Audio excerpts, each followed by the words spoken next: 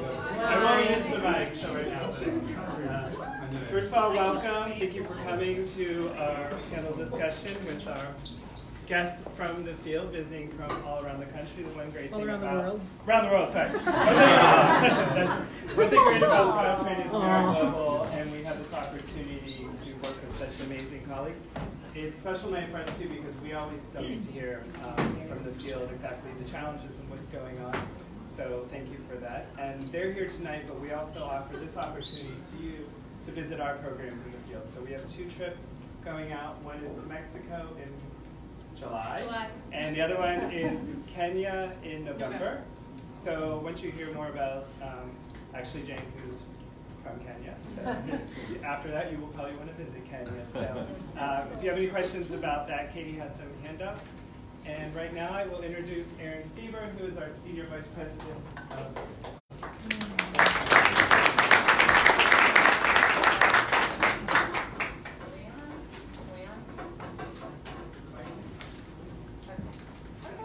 I'll go with it.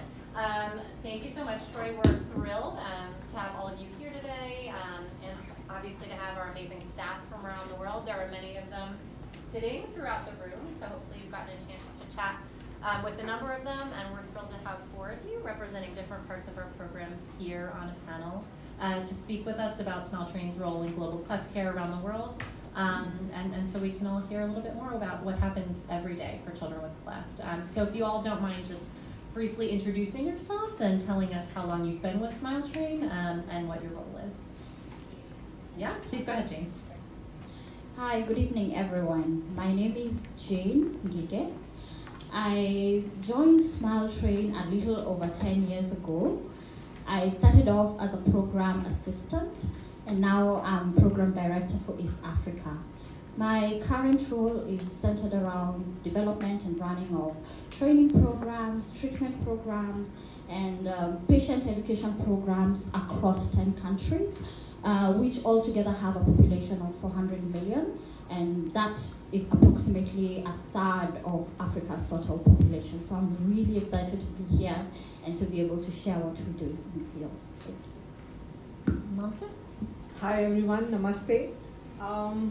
My name is Mamta Carroll, and I am the Regional Director and Vice President and Regional Director for Asia, Smile Train's largest region.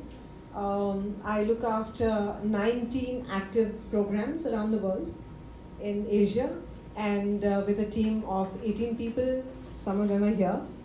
And I've been with Smile Train 13 and a half years. I joined in 2006, and the region that I serve contributes to about 75,000 surgeries that we support in the region alone. So I'm so excited to be here with all of you all today and want to share some exciting stuff about what I do. Thank you. Great. Mariane? Hi everyone, good evening, boa noite. My name is Mariane Goes, and I am the Area Director for South America.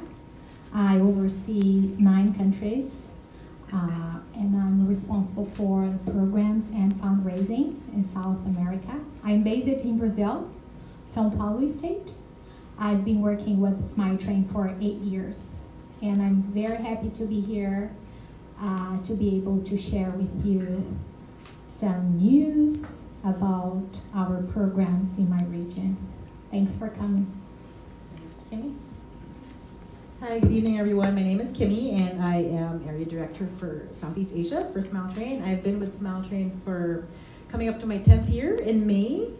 And so I'm based in the Philippines. I look after the Philippines and Indonesia, where we have legal entities in both countries, which basically means we can do fundraising also in these 2 countries.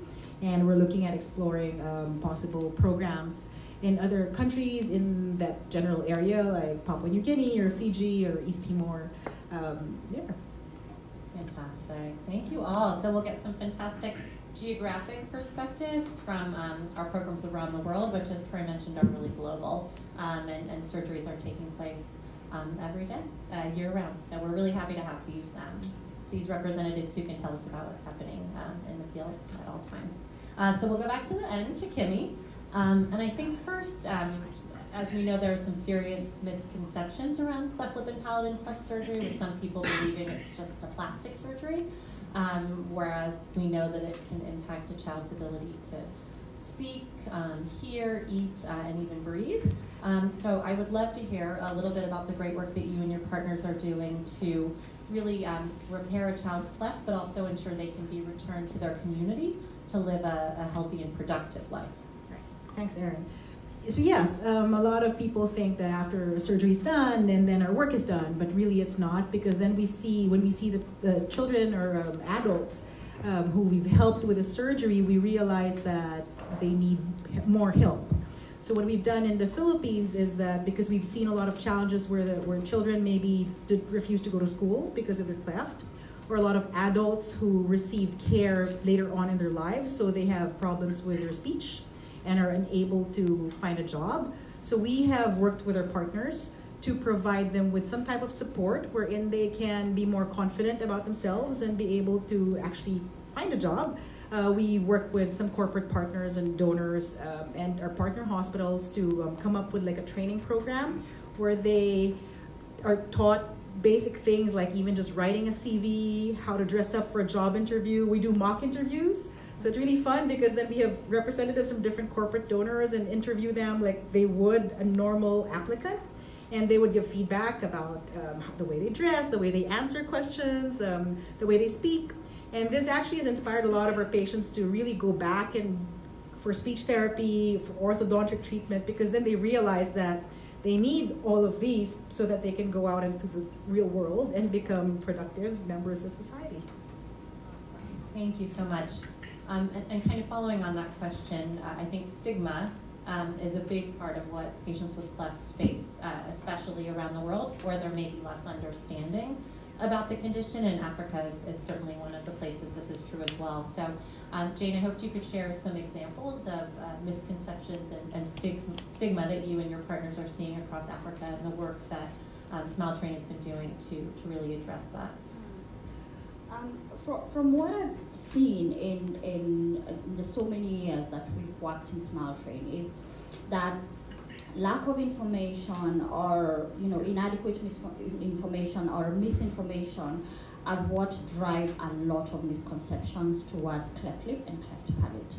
And you find in the communities that we work in, you find if a child is born with a certain condition and people are not aware why, and it's something that is not really pleasing to the eye, they tend to attach a negative connotation towards it. And that's why you'll find people saying that, oh, it's because they were cursed, or there's been some witchcraft involved, or there's an evil spirit, or the mother used contraceptives. Yes, we've had those misconceptions, and all this are what drives stigma towards cleft lip and cleft palate patients. I mean, we've had situations where children are even told, do not go and play with those children that have cleft because they're going to bring misfortune into your family.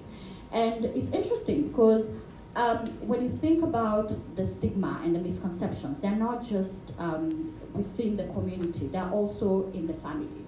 Because when a mother is pregnant, you already have an idealized notion of the child that you're going to give birth to.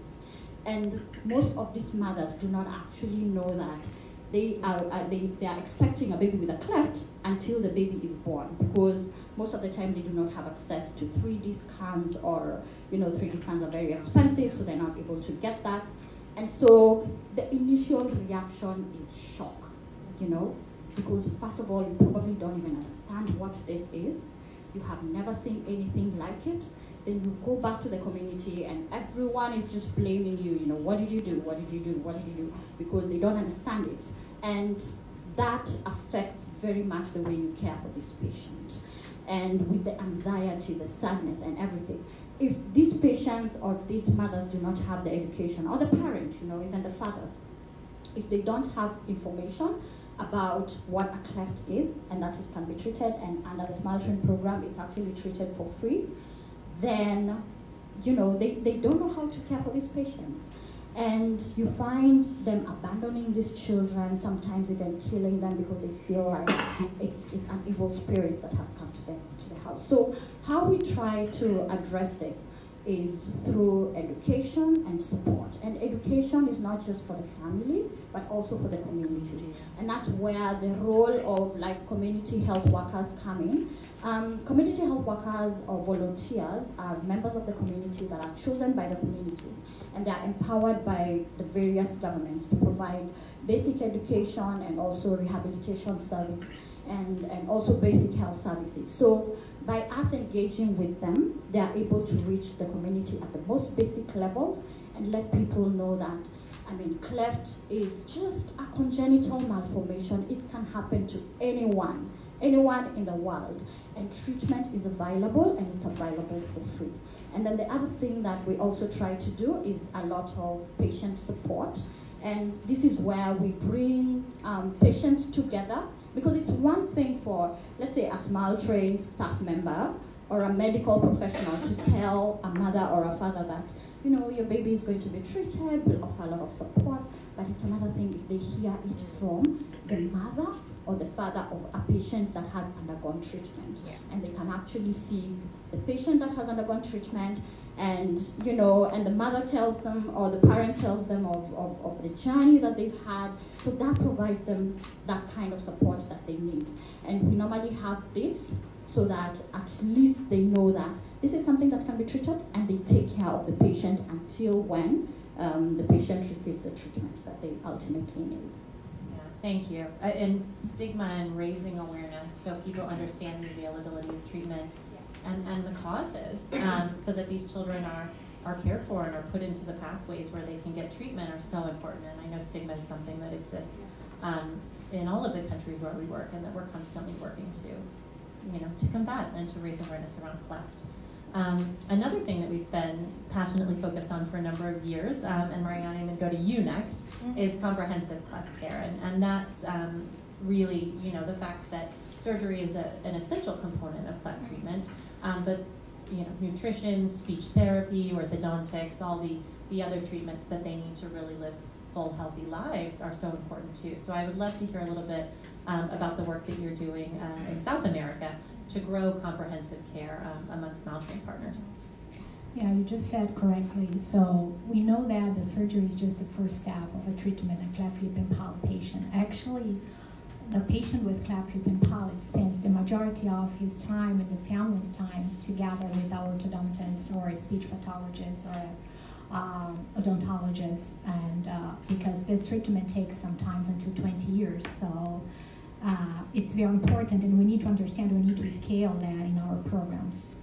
So we were saying that we really are giving an entire rehabilitation for our patients so they can have a fulfilled life and productive life. And that's the main goal for us, right? We really want to give them a productive life. How we have been working this, so how we have been scaling this in our programs. So first, we have helped our partners with training. So we've done a lot of workshops in orthodontia, in speech pathologists. We've done online workshops so then we can help more partners and professionals being trained in a faster way, more cost-effective way. So we just had, for example, this workshop for speech pathologists that we trained 27 speech pathologists in entire South America from different countries during 6 months.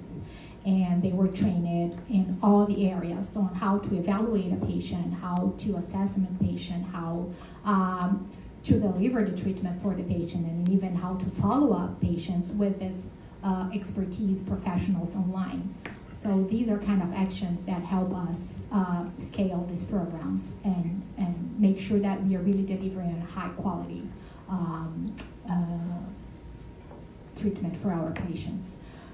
Something else that we are also been doing, we have been working with strong centers that we know can pilot these projects, and they were going to be able to report them in our system, and they're going to be able to follow up and help us also to improve something that needs still to be improved in our system. Thirdly, we also work with our MAC which is our medical advisory councils for audits. So we make sure that they really are delivering a high quality treatment for our patients. We do a very close follow-up on what they're reporting. So if these kids are being treated in the correct protocol. So these are all actions that we really do to scale and make sure that we're increasing this comprehensive care treatment in our region. The impact of that in our patient is very important.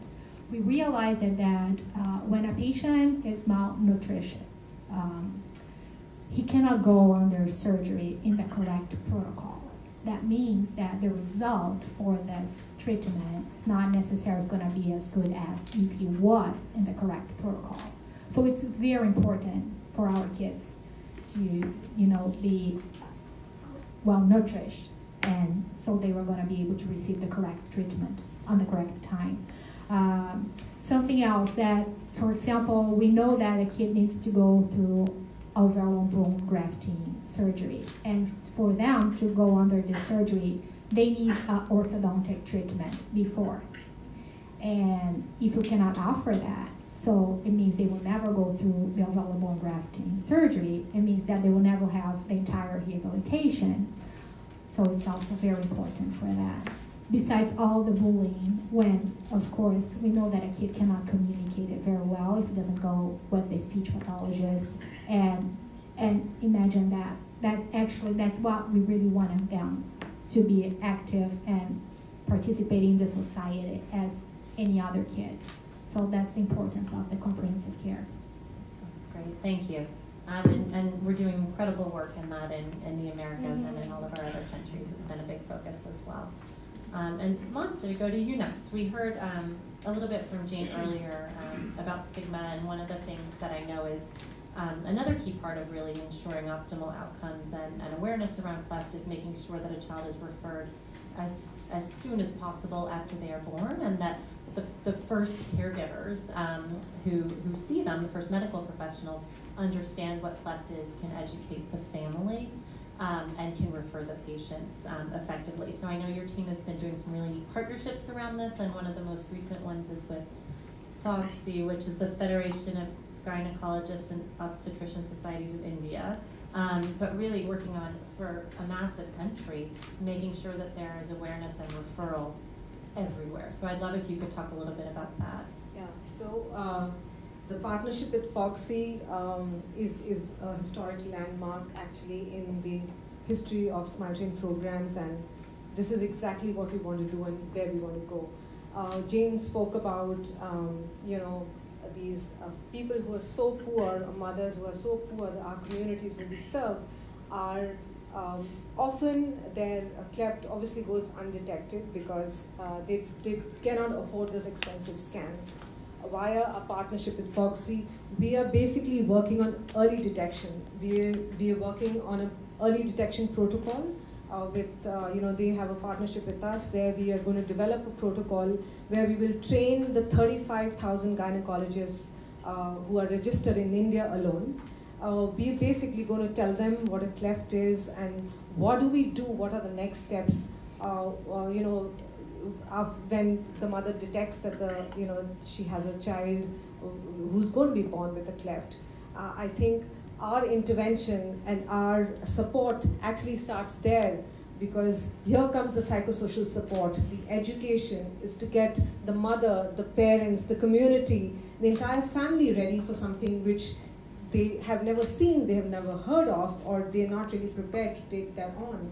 And that basically starts from not only the entire pathway and the timeline on when the treatment should be given to the child, but also some very basic things as feeding a child.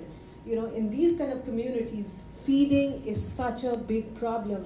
When a child is born with a cleft lip and especially a cleft palate, the little child is just unable to suckle the mother's milk, and therefore leading to multiple problems of malnutrition and other related problems as well.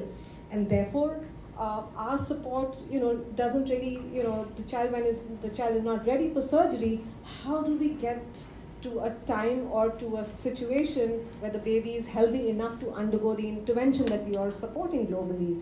So therefore, our comprehensive care plan, as Mariane spoke about, is all about post the surgery, post treatment. But here we are opening doors to another level of comprehensive care, which is even before the child is born, which is nutrition, which is feeding techniques, which is psychosocial support, getting everyone ready, getting everyone together for what the times to come, the kind of treatment that the child would require over several years. So, we are working on that. Very soon we will have a protocol which we can replicate in other regions of the world.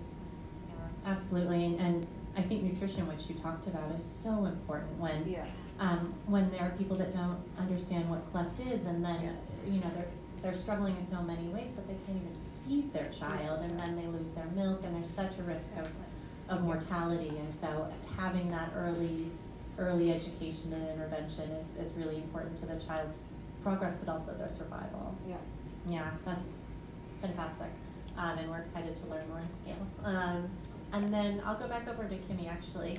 I think we've heard a lot about, the poverty of many of the patients we're treating. Smile Train does incredible work to provide smile grants and other stipends to ensure that the cost of a bus fare isn't what prevents a family from seeking free treatment.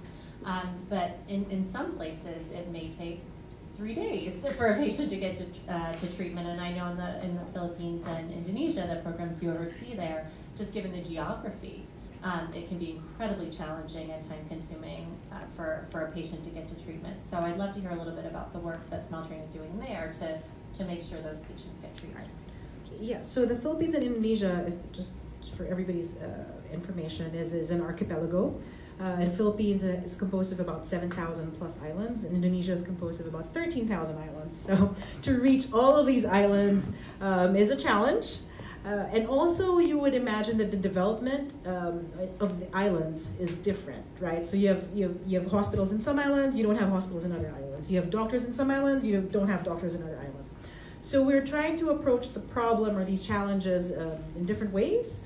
So there's a portion where you mentioned we do provide smile grants, which means we are offering support for transportation for these patients to come in. We're also working with other charities or other organizations to be able to bring in the patients. So for example, in Indonesia, we're working with the Indonesian Armed Forces, which basically means these are people from the Army and the Navy, the Marines, who are stationed all over the country, who are helping us bring in the patients to the centers or to the hospitals so that the surgery can be given. And this is also how we are able to identify which areas have more patients who need help.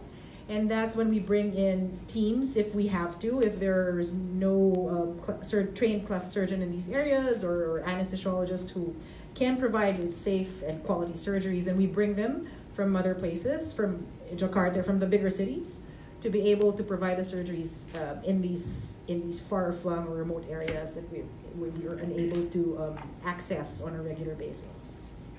That's fantastic. And so amazing to provide treatment and find patients and refer patients in a geography like that boggles the mind. Mariane, I'll go back to you. You touched earlier on MACs, or Medical Advisory Councils, and that's an important part of our program. So these local councils of experts that can help guide our programs based on local norms and local needs and local knowledge. So Latin America actually has more MACs than any of our other regions, and I'd love to hear a little bit more about the growth of those and the role they serve. Yeah, so right now we have 3 MACs in our region. One's based in Mexico, and others based in parts of South America, and the third one in Brazil. Those professionals are high qualified professionals from different areas: plastic surgeons, buccomaxillary surgeons, speech pathologists, orthodontists, nurses, anesthesiologists, and they have at least 20-30 years experience. There are most of them professors at very well-known universities. They publish books, they write articles, so they are ready there to help us to make sure that we are delivering the highest safe quality treatment for our partners and helping us in all the guidelines that we need to have settled in our region to make sure that our treatment it's being delivered in the highest quality possible. So it's very important. How they help us, they do audits, they train, they check our surgical qualities, they check our comprehensive care quality. They develop guidelines. They do networking because they belong to very strong societies, for example, plastic surgery societies or orthodontic societies. So that's how all this networking with SmileTrain also is very helpful for us. So that's how we work with them. That's fantastic. We're hoping to grow even more around the world, but we're so thrilled that that we have so many wonderful ones in Latin America. I'll go back to you, Mamta. It's incredible that in the last 20 years, SmileTrain has provided and supported more than 600,000 surgeries in India alone. Yes. I mean, think of how many lives have been changed. It's just incredible. And obviously with a country that big, the amount of awareness and patient mobilization that has to be done to reach that many patients and have them seek care is massive. So I know you've done a lot of interesting, innovative work around that with the team, and I'd love to hear a bit about some of the awareness initiatives you've done. Right, so with a population of almost 1.3 billion and 35,000 children born with clefts every year, it was a huge challenge to, kind of do the work and to support cleft surgeries, the treatment and all of that with such a large population in such a vast country, and with a partner network of 150 partners across the country. The biggest challenge, last 20 years has been awareness, definitely awareness, where people did not know how to, what to do when a child is born with a cleft, where to go, how does the treatment work. Even if they did know that yes, it is treatable, it's the means, the economic conditions that happens in the poorest of the poor people. The 80% of the population lives in rural areas and extremely poor and all of that. So we thought about an innovative mechanism. We do keep having very vast awareness models, but one of them, which I'm going to tell you about, is did give us a lot of traction and did give us a lot of patients coming in for treatment. Is the Smile Torch. The torch is a physical torch, and I can show you some pictures here. And we thought that the torch symbolizes light, the light of hope, the light of smiles, the light of happiness, or whatever you can make out of that.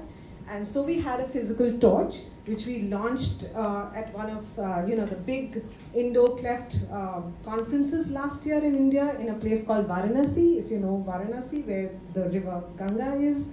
And so we launched the torch, and the basic idea behind this was that the torch would travel from region to region, from one partner to the other, and it would stay with that one SmileTrain partner for like 3 or 4 days, and they would have festivities around clefts. We would organize, we would get the children together, the parents, so we would have education drives, we would involve the kids who received the treatment for a painting competition or something that they would do and something that they like to do, and many other things that we would like to do with them. And it traveled from one state to the other, one region to the other. We completed in a year about 24 of those, and and it gave us a lot of publicity in the media, in the digital media, in the normal electronic media and the other channels. It did get us a lot of patients and a lot of doctors, and it actually created the visibility that we so wanted in terms of our program expansion and the scalability of our programs that we were looking at. So I think this is one of the awareness initiatives that can be replicated to other regions as well. Very excited about them. I want to see it and hold it at some point. No, it's that kind of innovative thinking that's sometimes needed to really move the needle on reaching people that have not yet been reached. So, very cool. Jane, back to you. I think I started with you and then we worked my way back.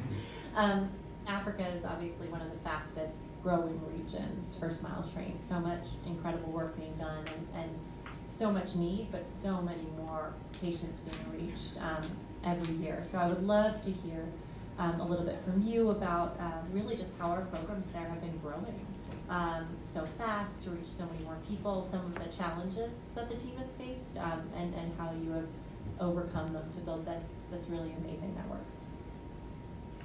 So, Smile Train programs in Africa began in 2002, so roughly 18 years ago. And the first program was actually in Kenya, which is the country where I come from. In the same year, we had programs starting in Nigeria and in Zambia.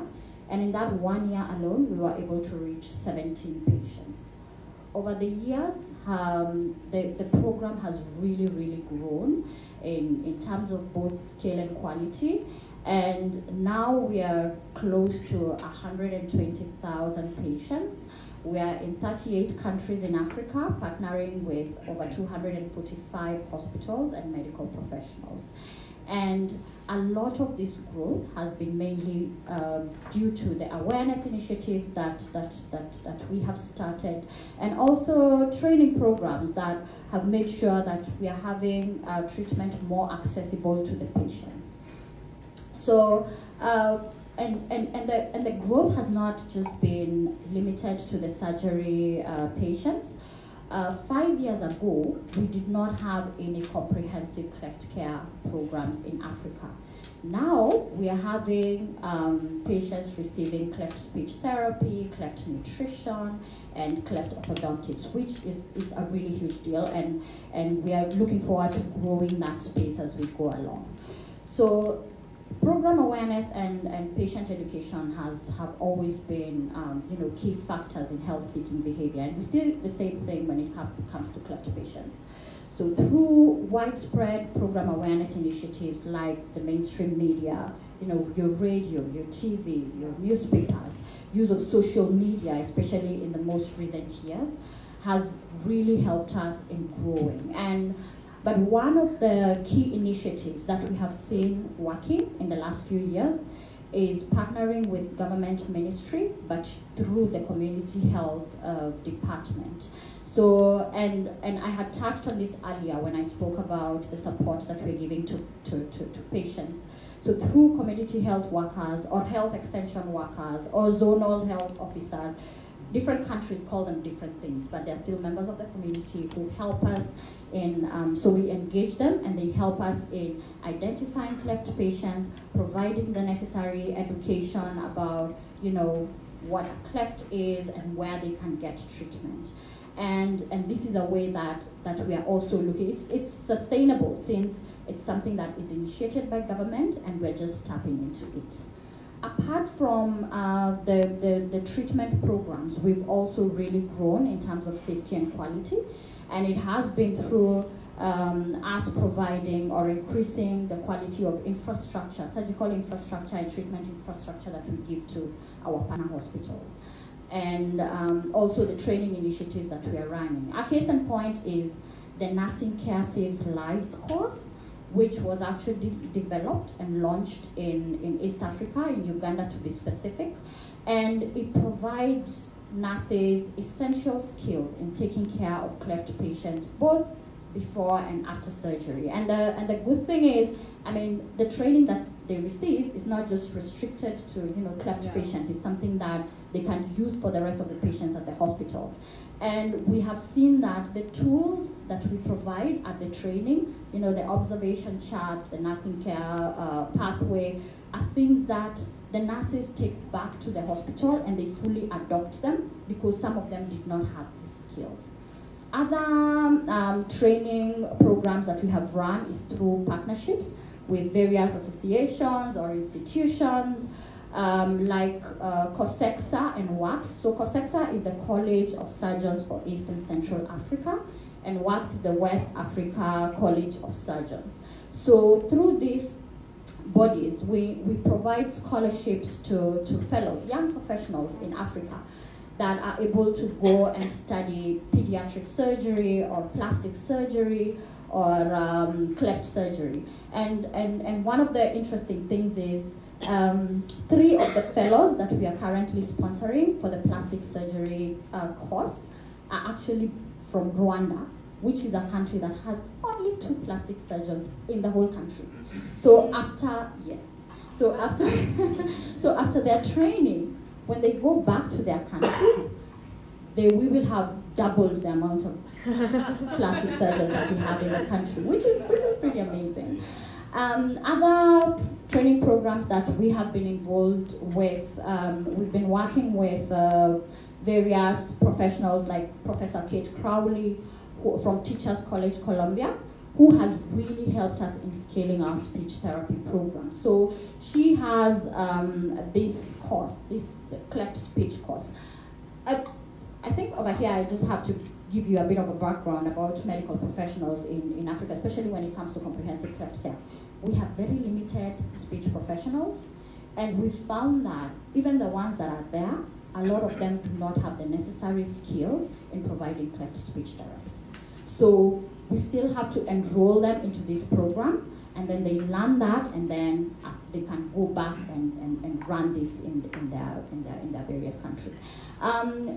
In 2018, we partnered with an organization called Spoon, and we developed a cleft nutrition curriculum, and this was launched in Kenya, in Africa.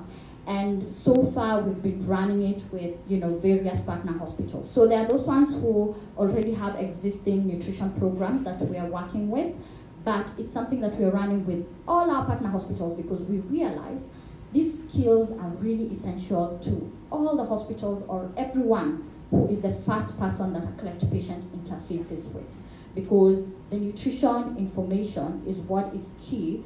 One of the things that is really key in them taking care of the patients before they receive their surgery.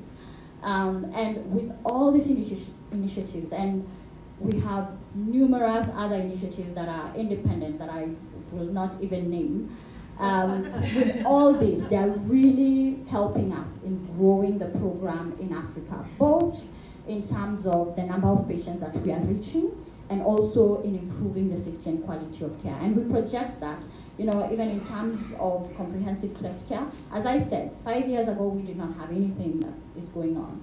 But 5 years from now, we project that we're going to have more than 200% increase in the number of patients that we're helping and in the programs that we're running in Africa. That's incredible.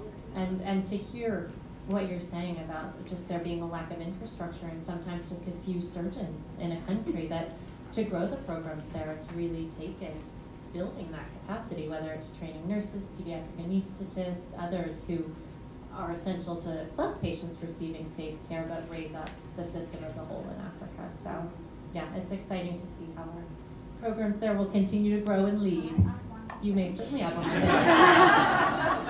I've just remembered about an important component of the training that we've been running for the last 2 years. So in 2017, Smile Train was accredited as an international training center by American Heart Association in BLS and in pediatric advanced life support. And so since 2017, we've been rolling out these trainings in Africa with our partner hospitals in Africa. And we have actually found that some of our partners did not have these skills, and they are life-saving skills.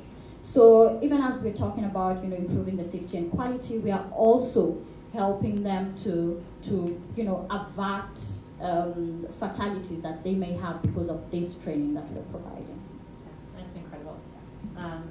So much good work happening. I want to open it up to questions, so I'm going to ask each of you to answer 2 final questions, if that's okay.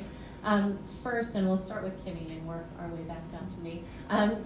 If you don't mind, I think one of the things that I know our staff here finds so inspiring, and I know our amazing donors do as well, is hearing firsthand from you who are on the ground meeting these patients and their families, how their lives have been changed. So I was hoping each of you could tell a story of one patient that you've met or one family, and really how they have how they've impacted you.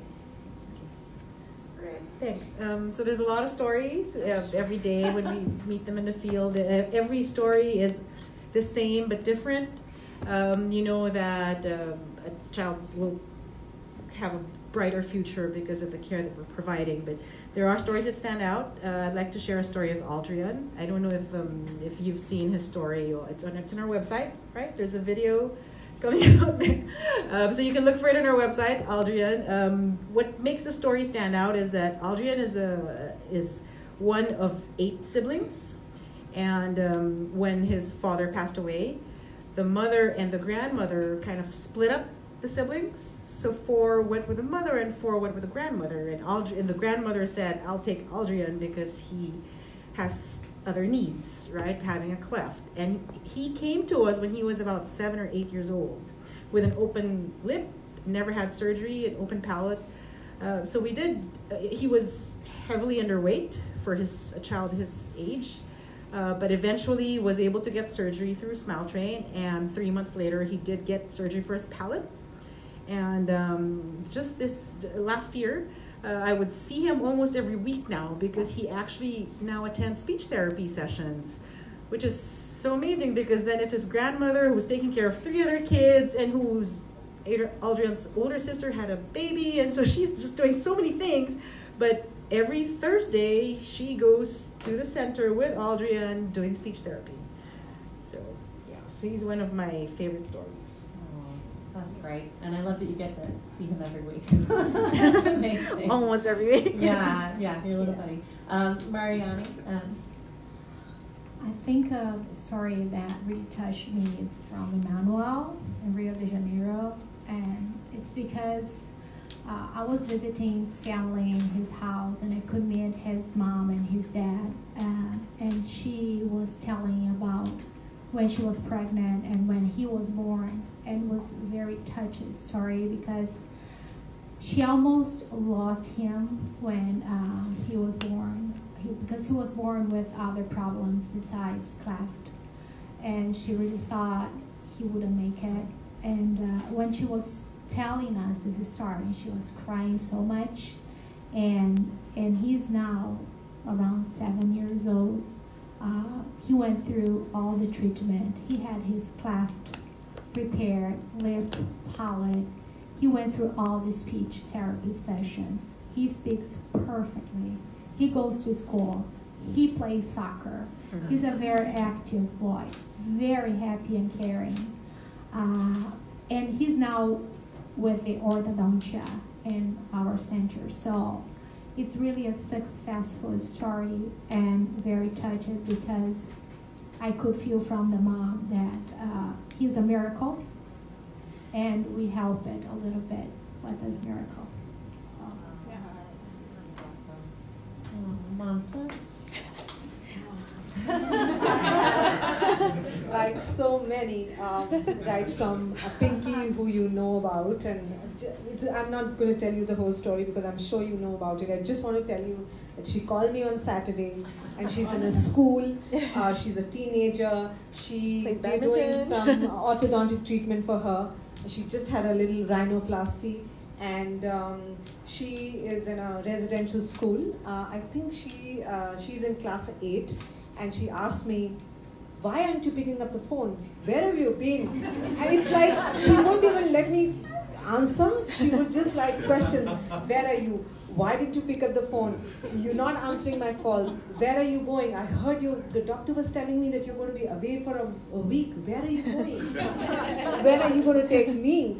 So all of that. So she has grown into such a beautiful young lady. She has long hair. At one point, she wanted to become a badminton player because she plays badminton in school.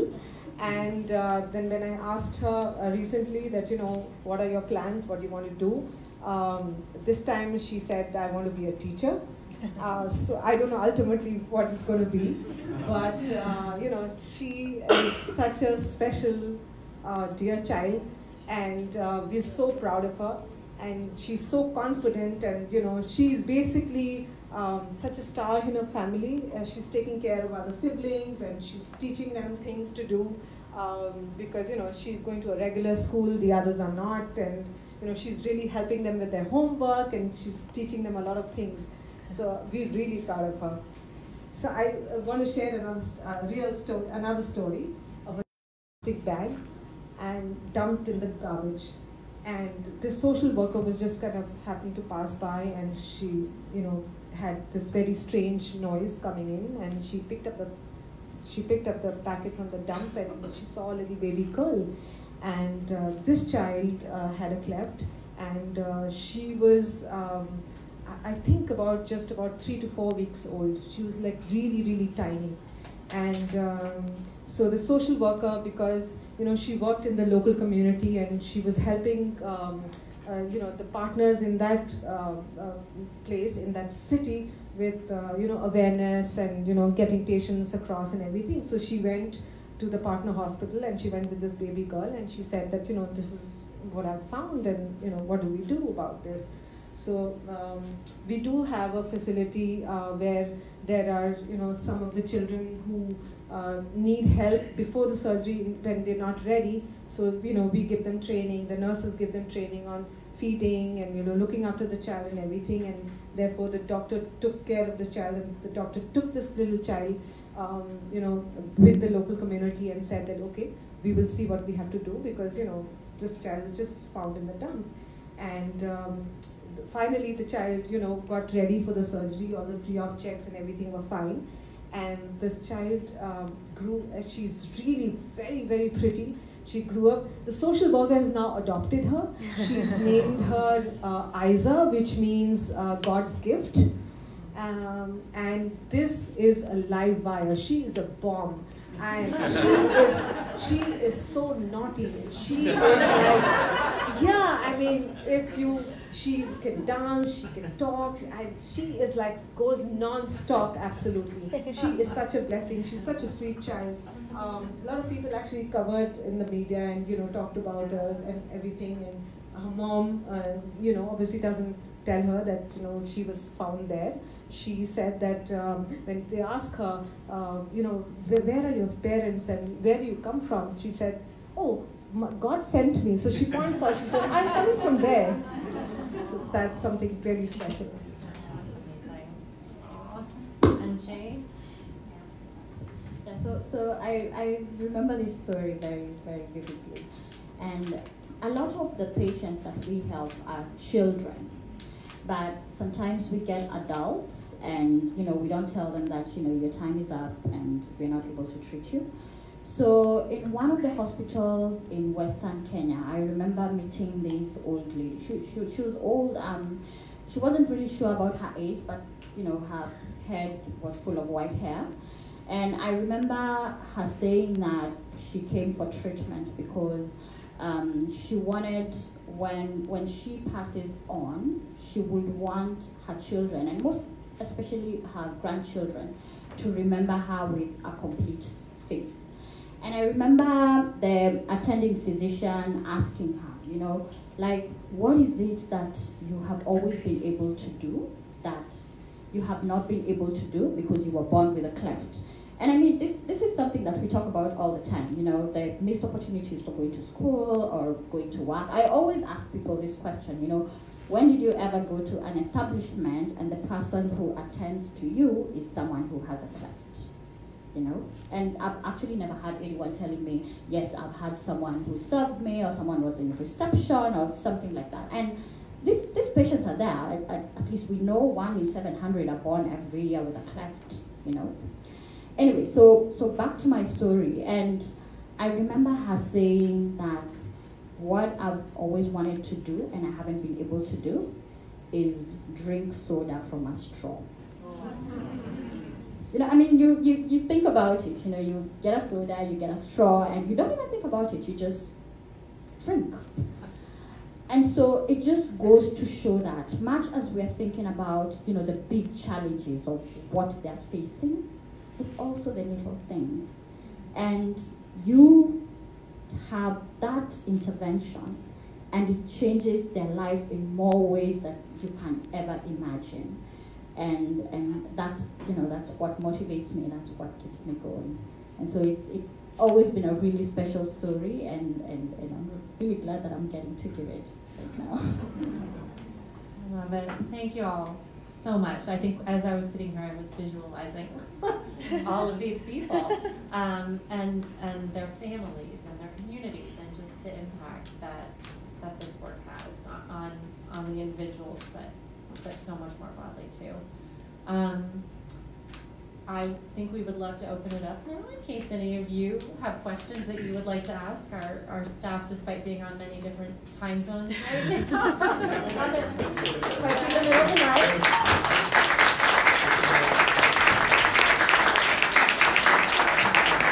I know they're really excited to answer any questions. Any questions? Look, I'm looking at my friend. You have such a huge area and such a vast population. How are you going to manage to train enough doctors to do all the surgeries? Because the auxiliary staff, that's fine, but you do need the doctors. We can do one at a time. So initially we were very much relying on the very fast cleft professionals that we were signing up and the ones that had the most experience to just go on and train the rest. But now we've opened it up such that we are working with other organizations, institutions, and associations. So that way we are able to train more people to come join the program. So before, we never really even used to have scholarships for people to go for long-term training, but this is something that we're starting to do. And the good thing about this is we're not just training people to do cleft surgery only. It's people who go train in, let's say, plastic surgery. And a good example is we had a doctor from DR Congo that recently graduated in plastic surgery. And then when they go back, they become a leader in cleft care in their region. And they also get to do other plastic surgery work. And they're the ones who are still going to train other people in his region doing cleft surgery. So it's a little bit of, us developing training programs that can benefit these medical professionals, but also closely working with organizations that are already doing this so that we're not reinventing everything. So in terms of, and it's not just surgeons, even the anesthesiologists, the nurses, so working with organizations like the World Federation Society of Anesthesiologists, which is something that we're doing to provide training for, the anesthetists from our region, to provide training for nurses, to provide training for speech therapists. So we're finding this very, very useful in these partnerships that we're having. Yeah, and I'll chime in really briefly. One of the other things we as an organization do that's certainly been successful in Africa is leveraging technology. So we created a virtual surgery simulator that allows people to really understand the anatomy and the treatment before they go into fellowship programs, and it's been shown in studies to really increase their ability to grasp concepts. So having a train-the-trainer model for nurses training, so that the knock-on effect is just significantly greater. Yeah. And in addition to the use of technology, so right now we're working with a partner in developing an online treatment program for cleft speech therapy, because it's a very new field in Africa, and we need a lot of these people being trained. So, and especially in cleft speech therapy. So the modules are going to be available for anyone to log in and access for free.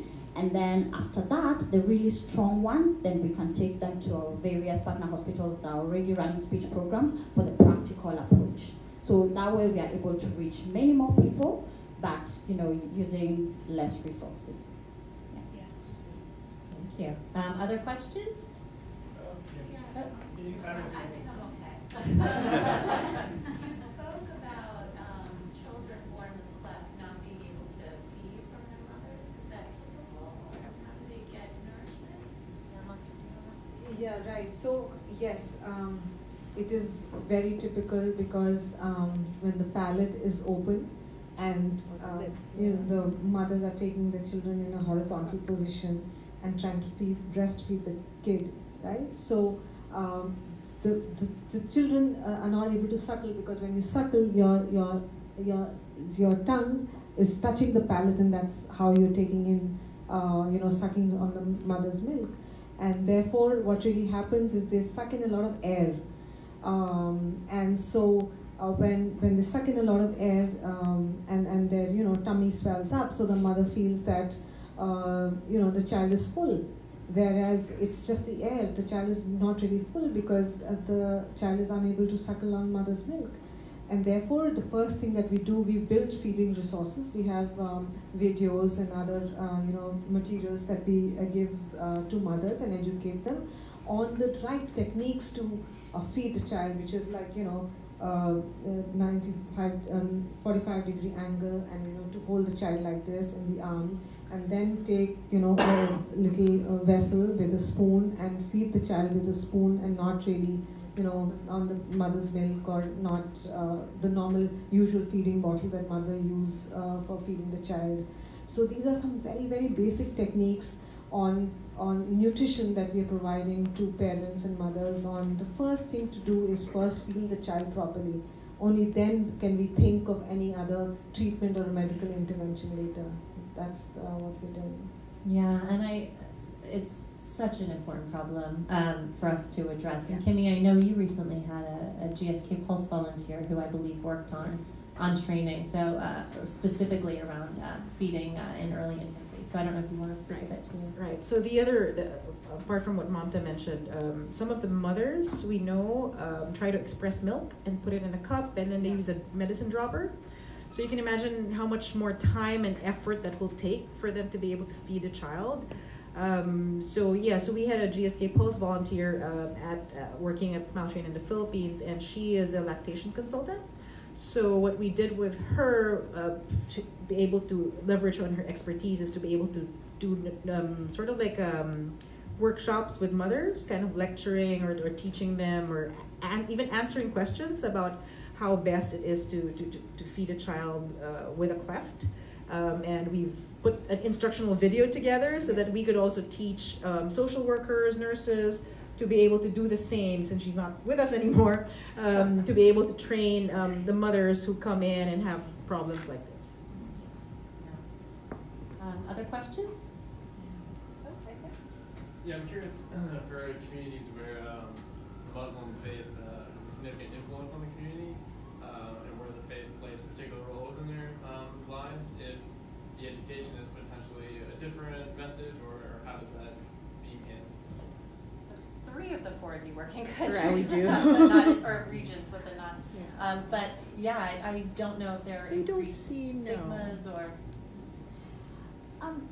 Not really so significant, much. yeah.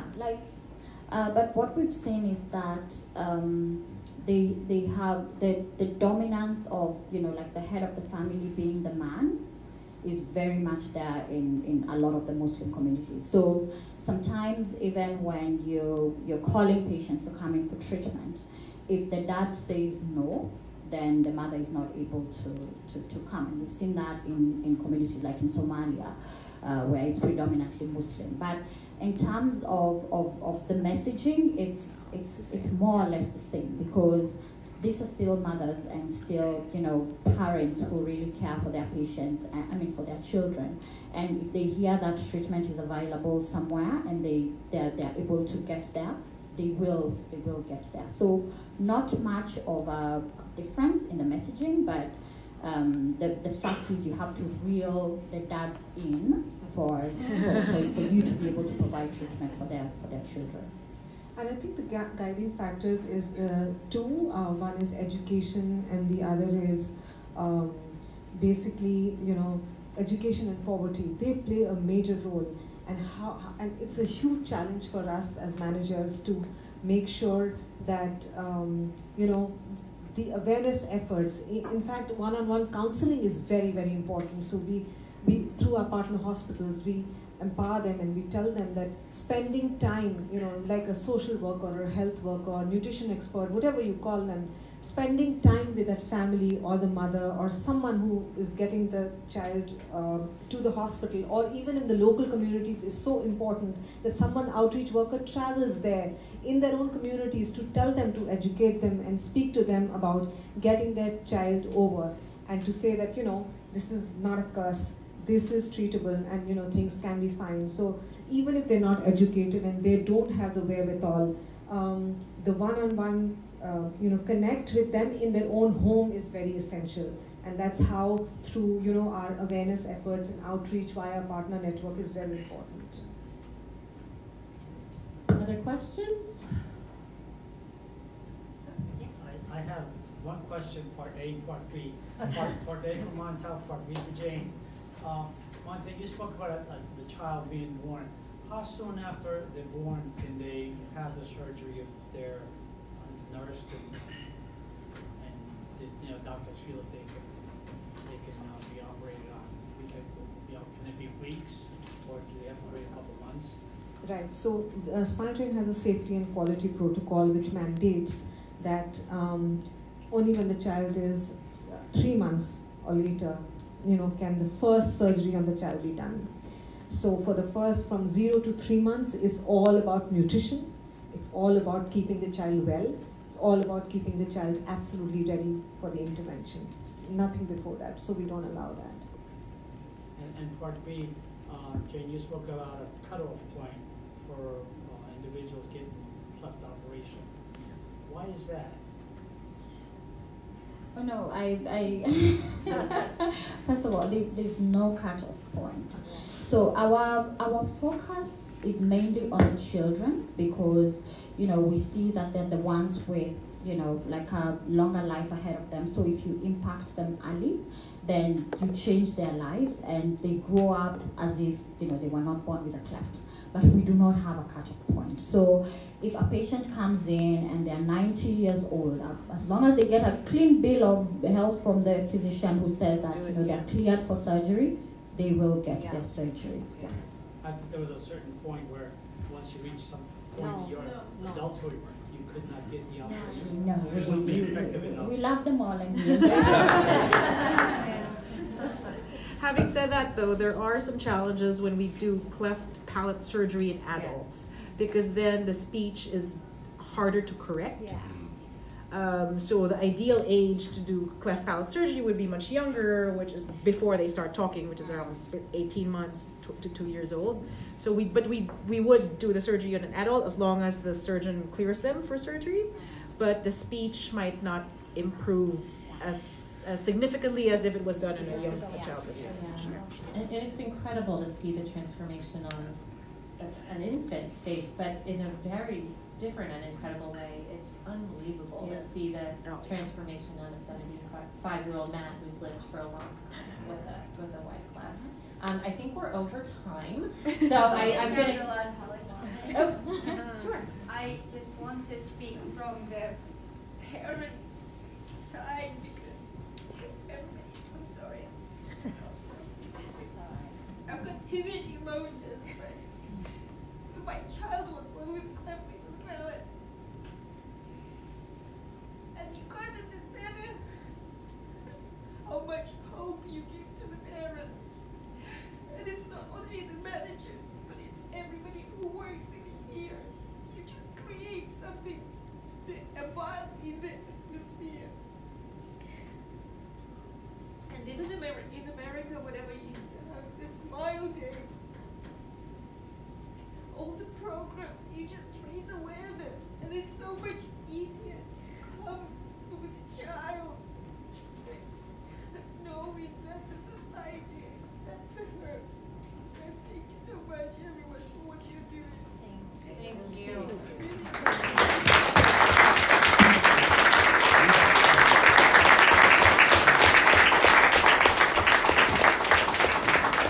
Thank you so much. We hear all these powerful words, but then to hear the words of a mother, of a child with a cleft is obviously, the most powerful. So thank you. Yeah, and thank you everyone for being here. And I know that we are going to, I think, reconvene back out there for a short period of time in case anyone has any more questions for any of our panelists. But everyone here makes all of this really important work possible. So we're thrilled to have all of you here with us tonight. Thank you.